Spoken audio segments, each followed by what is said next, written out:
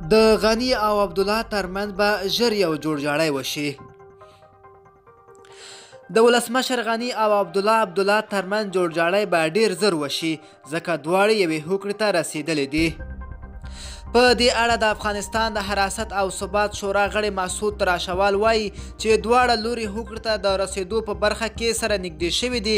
هغه زیاتوي چې همدا پرمختګ دی چې دواړه لوري د ټاکنو نه وروسته رامنځته شوی کړکېچ پای ته ورسوي. د یادولو ده چې ولسمشر غني د ټاکلو پر مهال له خلکو سره ژمنه کړې وه چې دا ځلې به له چا سره حکومت نه شریکوي، خو تر ټاکنو وروسته عبدالله هم ځان بریالی اعلان کړ.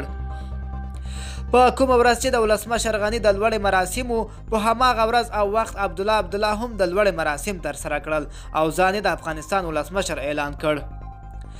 د دواړو لوري ترمنځ که څه هم د لوړې مراسمونه مخکې هم ناستې وشوې خو پایلې ته ونه رسېدل او ویل کېږي چې اوس دواړه لوري یوې هوکړې ته رسېدلې دي.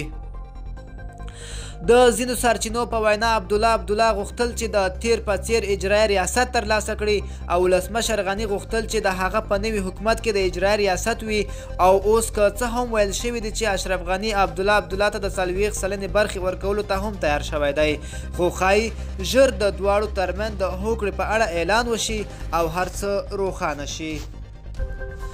ملګرو دا زموږ چمتو شوی راپور.